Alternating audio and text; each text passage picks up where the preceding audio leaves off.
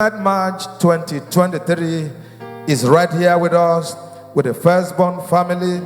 He will be speaking to the topic post-COVID investment and growth opportunities in the agricultural value chain.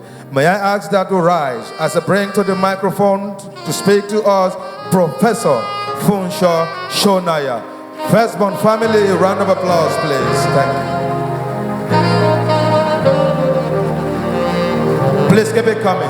Thank you.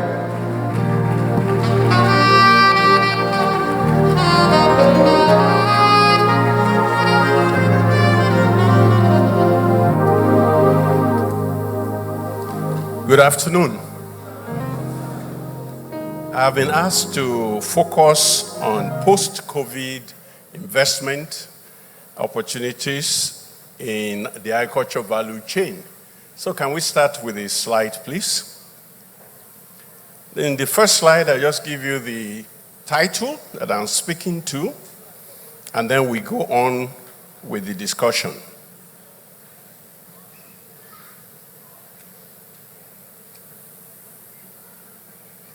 The first slide, please.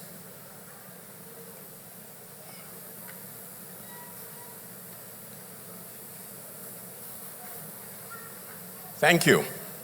Post-COVID investment opportunities in the agricultural value chains. We have all just survived the COVID, and it's good to ask ourselves, after the disruption of COVID, how can we recover and even grow? So we go to the next slide, please. So first we show what disruption COVID has caused us and what is the impact of that disruption on agriculture. During the COVID lockdown, that meant that for at least 5 months, there could be no planting, no weeding, no harvesting, nothing. We were locked up. And if you had your animals and crops on the field, yes, they gave us some leeway, but it was a tough time. It was a difficult time. So I've listed in red the negative impacts that we have endured during the COVID period. And then what did that result into? It resulted into a very slow or a stop in the flow of raw materials to the manufacturing industries, and in some cases completely disrupted that.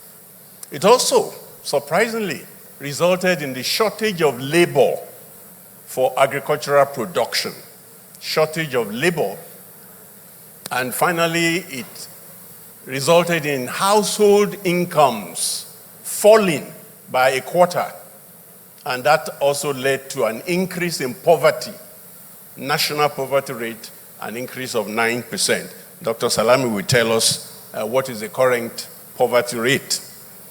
But there was also a positive aspect of the COVID.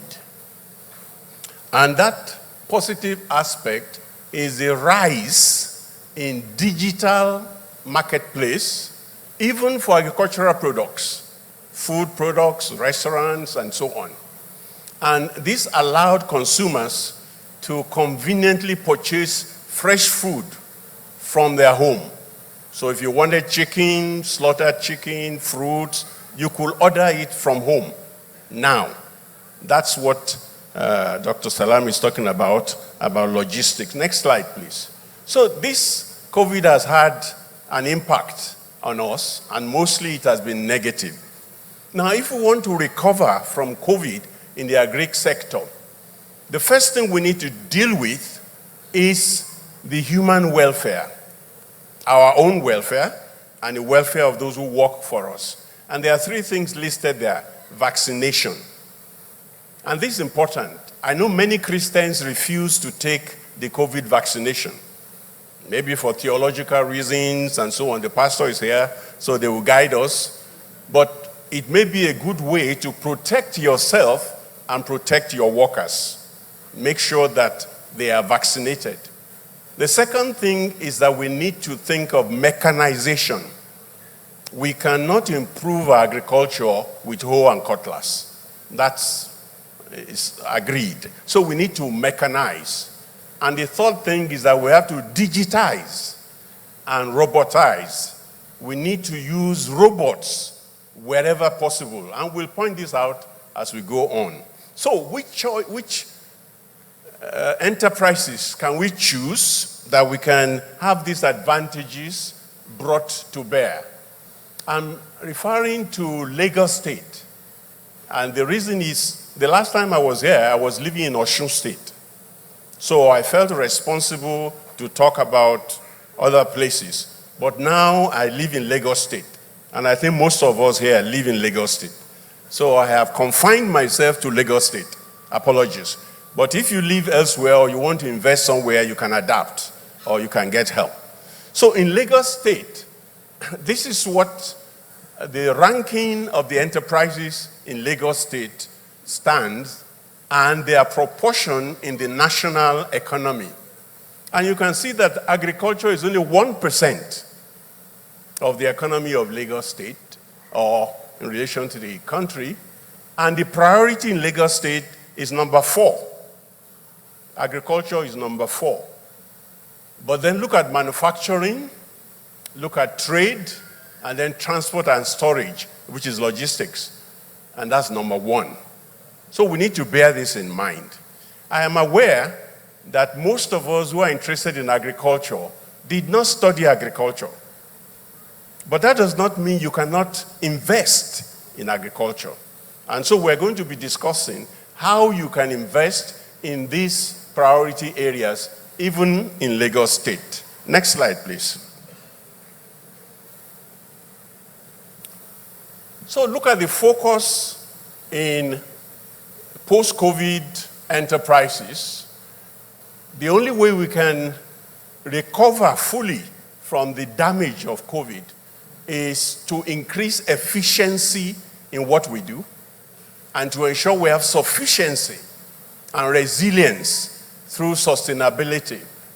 So look at the investment opportunities towards efficiency and sufficiently.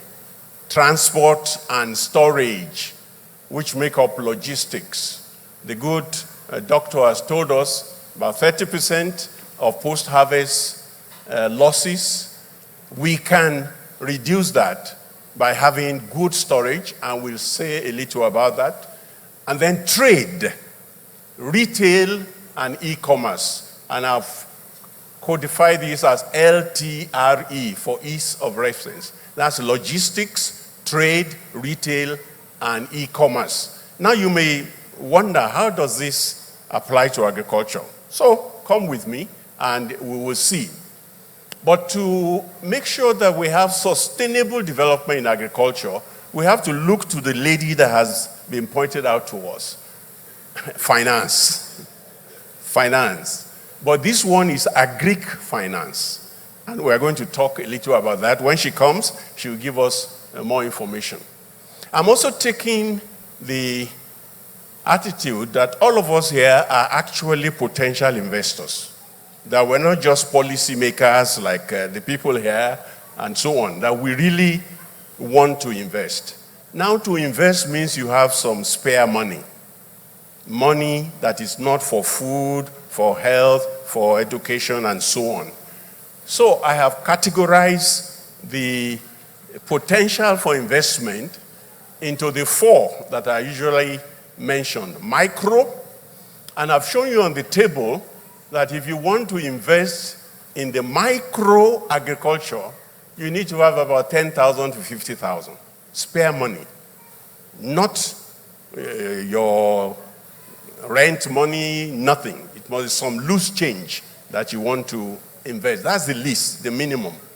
And then for small, 250,000 to 750, and then medium and large. Usually we are encouraged to start small. I want to encourage us to start micro. There is no amount that is too small. We put 10,000 to 50,000. But you can start with 100 naira and so on. But start at the level that you know the money you have can afford. And we'll go on with that and discuss how you can do this. Next slide, please.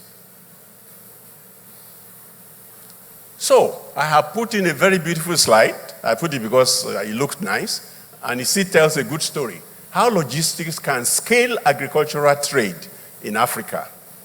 The good professor has talked to us about FCTA. We are going to mention that. But look at this slide. The first thing you see, there are some jute bags.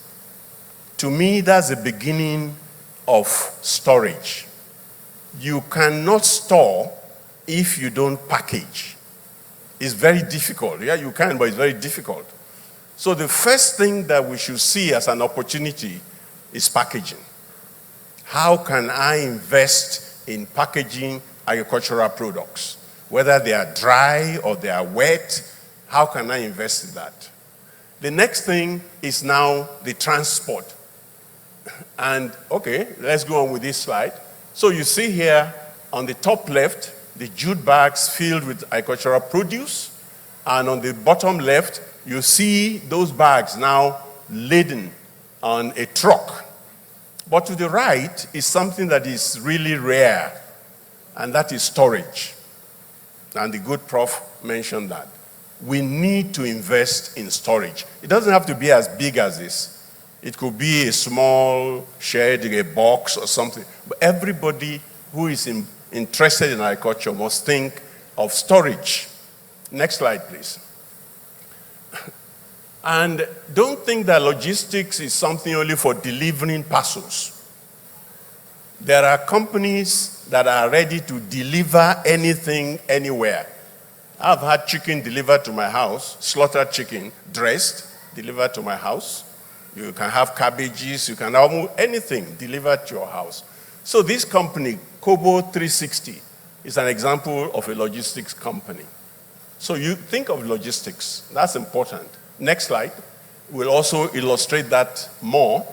Now, some products need to be handled very carefully. I've chosen my wife's best product. She loves pawpaw. Now, pawpaw is a delicate product. From harvest on the left to putting it on the table on the right, you need to sort it, you need to carry it and transport it. But I'm putting here that there is need for cooling, because we lose a lot of agricultural products because of the temperature. The temperature is so high, and if you put it in an open truck, then you lose the oranges, the tomatoes, and so on. I'll come to tomatoes. That's my own favorite. So, pawpaw. Imagine the number of pawpaw fruits that are lost. If you can save some, you are making money. So how do you package them? Should you just pile them on each other? Then they will press, they will spoil? Or is there a package that you can develop? Maybe it's not been developed before. You can develop that and make sure that pawpaws are carried well packaged. On the left, bottom left, is a company that is providing cooling during transportation. Lagos State, to its credit, has a Lagos meat van, which is refrigerated. And that's the best way to transport meat, fresh meat, to make sure it's refrigerated. So we need to think of that. And it doesn't have to be a very big truck. It could be even a keke napep, that you have a box at the bottom, at the back, that is refrigerated. You can carry small amounts. So think of that when you are thinking of investment. And one such box is on the bottom right. This one is meant for shipping, but look at it like a small freezer, a box freezer. So you can think of ways in which you invest and you make sure you add value to agricultural products so that you make money and the products are better for it. Next slide, please. So I'm dealing with us as people to invest. I'm not a policy maker, so the policy makers have spoken. Now let's see how we can adapt the policy to our own benefit. One great area is trade and retail. And that's, I think, the most common business that people go into. If you ask somebody, are you in business? They will say yes. Mostly they mean trading or retailing. And it's a good business because it doesn't need a lot of capital to start. So I've shown here examples of consumer goods or groceries that are sold at the retail level and trading. Nothing stops you from trading whatever product catches your fancy. Remember, you can start micro and you will grow. Don't break the bank. Don't borrow more money than you can, but whatever you have, manage it efficiently, and by God's grace, you will grow. Next slide, please. So, the last one about the LTRE. Remember LTRE. L is for logistics, T is for trade, R is for retail. What is the E for? E-commerce. Do you see any e-commerce in this slide?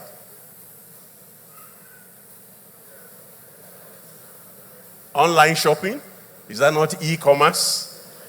That you can pick up your phone or send a text or whatever. So whatever you can do remotely without going to the market, without going to the shop, you can just order it. That's e-commerce. Of course, there are different scales of it, but you can start with that. That look, in this neighborhood, I will deliver to you the iru, the pepper, the whatever you want.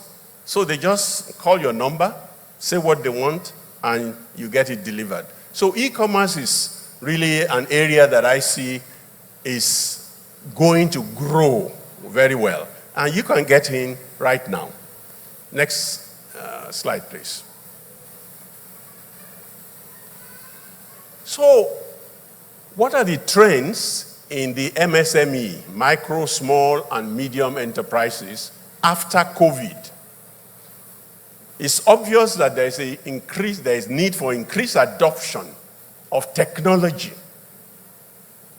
Now, the professor said that we have to go to agro-mechanization or industrialization. We cannot improve our agriculture without the input of technology or mechanization. The hoes and arrows, did I say hoe? Yeah, hoe, arrow, and the cutlass, they have been good to us.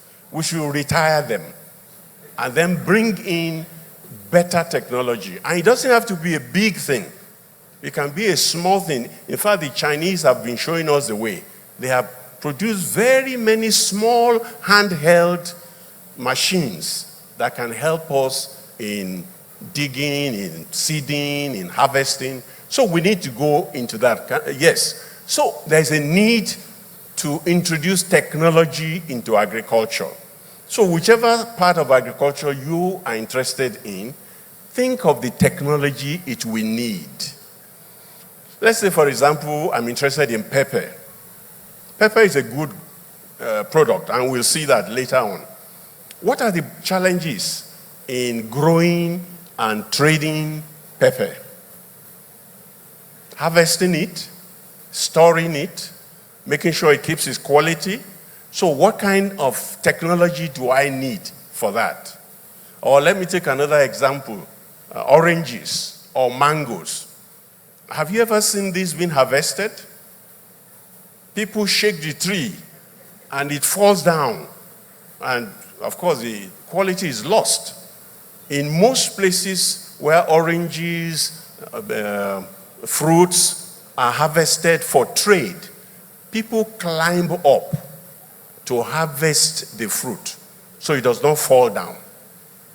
So you can think of, so maybe a ladder is a good technology to think of, that you get a ladder that will help you to harvest your oranges. If it's pepper, if you harvest it, where do you put it? Maybe having a basket that is purpose-made for retaining pepper is the technology. So I'm not talking of nuclear science. I'm talking of appropriate technology, which any of us can utilize. Now, the growth areas in the MSME, surprisingly, and I'm talking of Lagos State, excuse me, internet services, fintech startups, and motorbike delivery e-commerce, which we have had a testimony about. Those are the areas of growth. So if you are thinking of what to do in agriculture, think about those. Now, what do I mean by that? I said most of us did not study agriculture. Maybe you studied engineering, maybe you studied information technology. All of these are needed to be applied to agriculture. So don't feel that, oh, I didn't study, I didn't have the opportunity to go to Great Ife. And that's the end of it. No. With your internet services, with all of your IT experience, you can help agriculture to achieve e-commerce and to achieve growth. And in all the sectors, those that have the highest growth potential are those that have to do with renewable energy, cooling, and distribution. Renewable energy, I think we have been talked to about energy. We're talking about solar, really, basically, solar. I leave the oil and gas to the policy people. But solar is available to everybody. Thank God nobody can stop the sun from shining. So we can think of that. We really don't need policy. We don't need government, as we have been told, to do that. So just get solar batteries, get an inverter, and you are in renewable energy. How do you now use that? Are you going to use it for cooling or for running your transport? Those are the investment decisions you have to make. So what I've shown in that slide, if I can have it back, is that agricultural technology is an important investment area and is a great growth area. The second is agricultural financial technology. Agricultural financial technology is also a big area, and I will show you some examples now. Next slide, please. So this is the Nigeria fintech ecosystem, which Mama will talk to us about, I hope. Please talk about it, I beg you. It's a very complicated thing. But you can look for your bank there. If your bank is a legal bank, it should be there somewhere. So look for your bank. If it's not there, then you know you're in trouble. So nearly all the banks are involved in financial technology now. Like during this Naira scarcity, most of us have not been able to get notes from our banks, me included. I haven't received any money from my bank since they started. But thank God, with the SSD transfer and so on, I was still able to get here and buy fuel. So financial technology is the future in Nigeria. There's a Yoruba adage that says, Adani Loro, Ofagbara Koni. I will interpret that somebody who thinks he's doing you harm is actually building you up. And I think most of us have learned to be fintech savvy since the Naira notes became scarce. Now you can transfer money to somebody selling pepper to you, selling agbado to you. Abi, that's my experience. I don't know if it's your experience. But if it is not, please take it up. It's a great opportunity to be in fintech. Let's go on. Next slide. These are examples of some fintech, agric fintech industries. One is Thrive Agric. The company enables partnerships, and I think the commissioner talked about partnerships, with financial institutions to provide farmers with financial services, agricultural inputs, extension services, market linkage, e-commerce, and payment services. This company claims that it has 350,000 farmers as its clients. 350,000. And it has been able to supply up to 150,000 tons of fertilizers and seeds. The professor mentioned seeds. We'll talk about that in a few minutes. And these have been given in terms of loans. If you have dealt with agricultural loans, we have moved away from giving cash to farmers because they may be tempted to marry a second wife or whatever.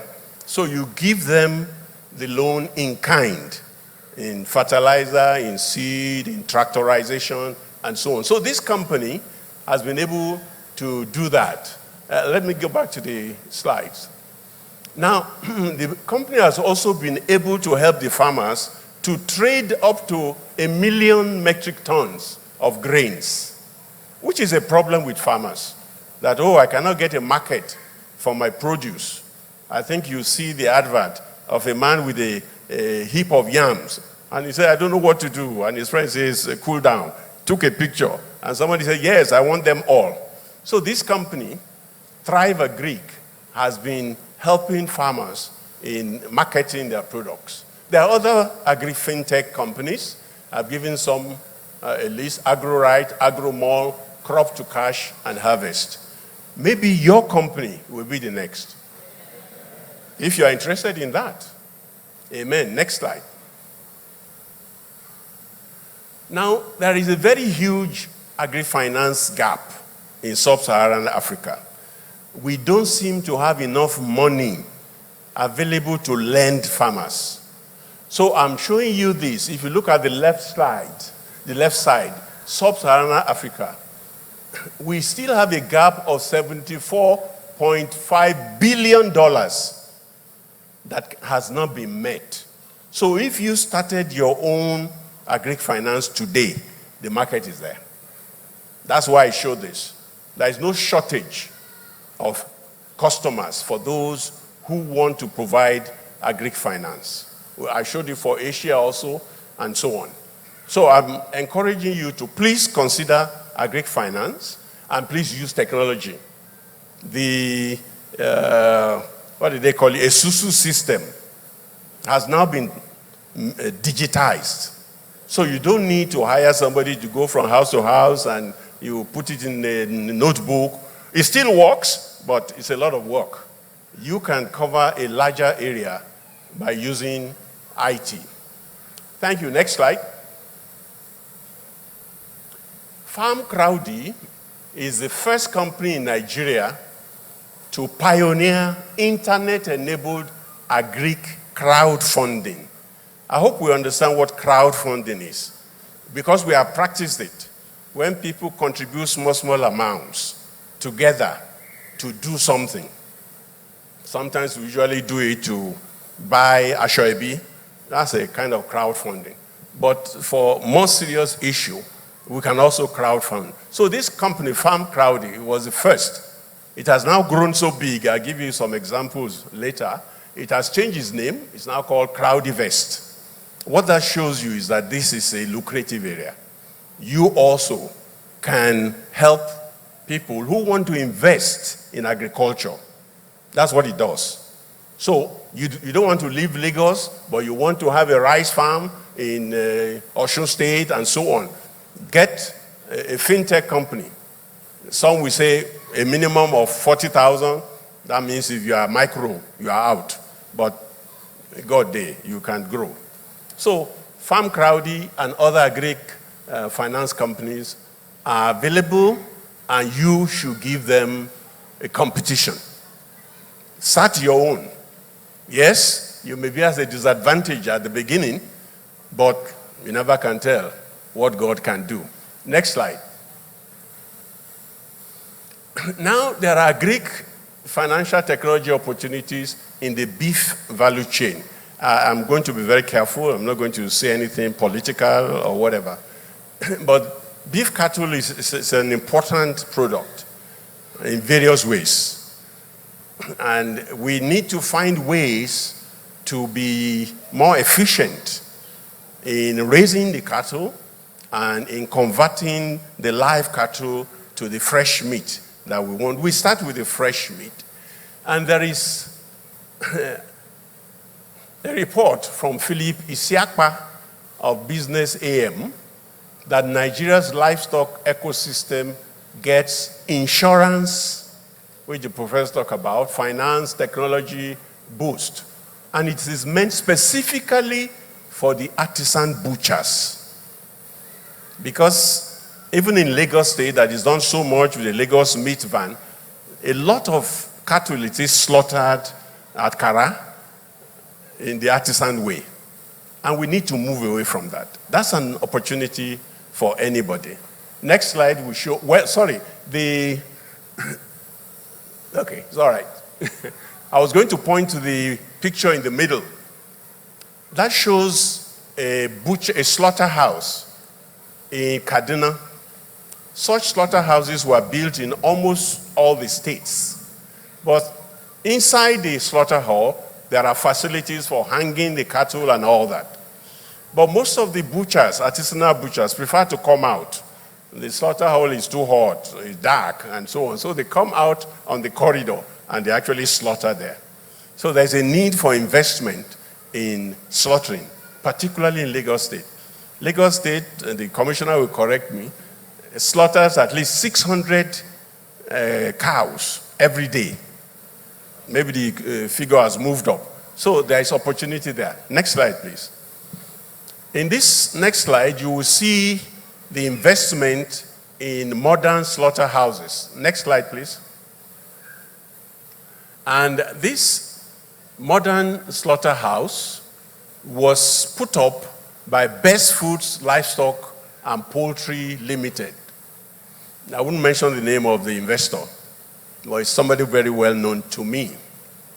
But in 2020, Farm Crowdy, remember that name now? Farm Crowdy acquired this company, and they gave the usual business reason to give services. It's because there's money there. That's why they are doing it. So that should tell you something, that there is money even in slaughtering cattle. And you can think of that.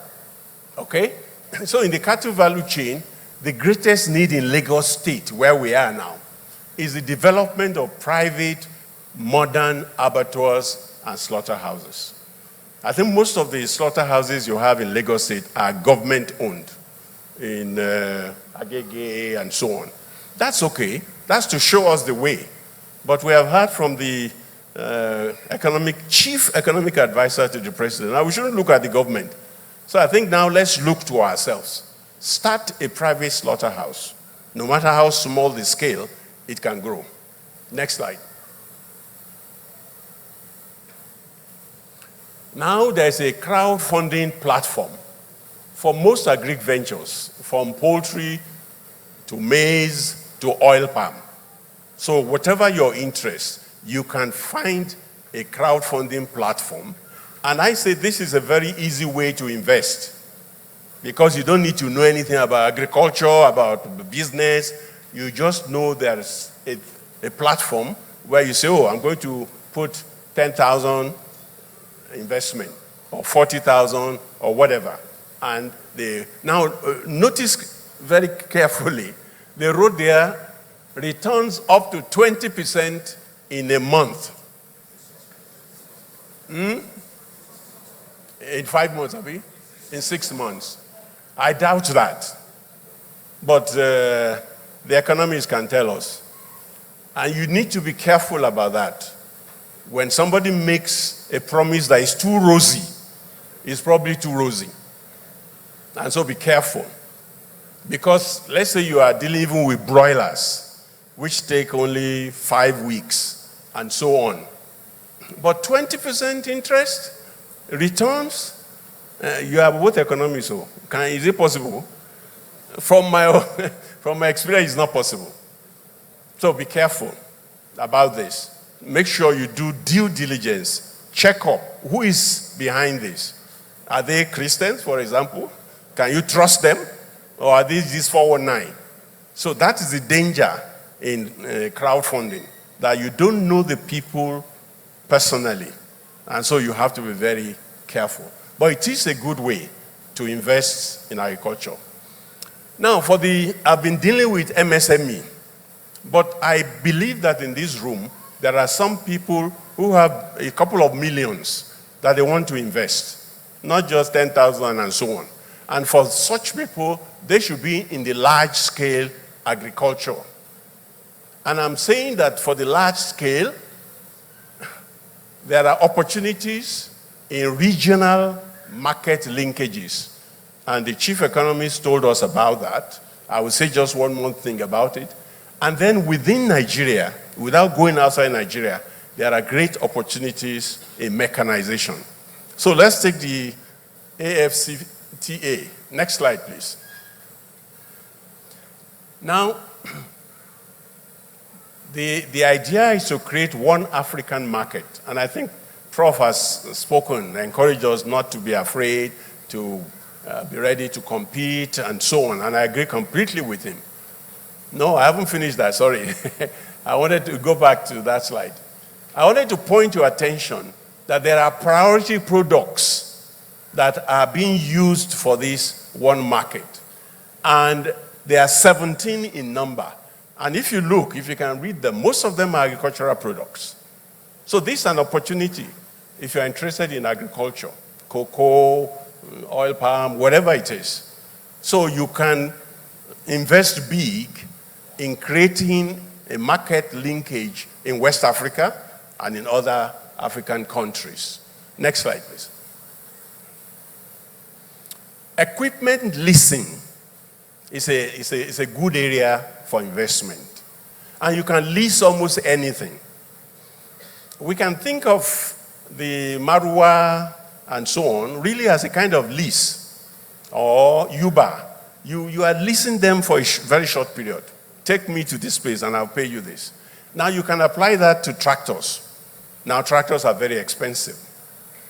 And unless you have a very large acreage, you can't afford a tractor. But you can easily lease a tractor. And there are two people there. So the kind of business you want, maybe you lease the machine and allow the farmer to use it by himself or herself, or you send the machine with your own personnel who will ensure that everything is done properly. And I would recommend the second option at the beginning.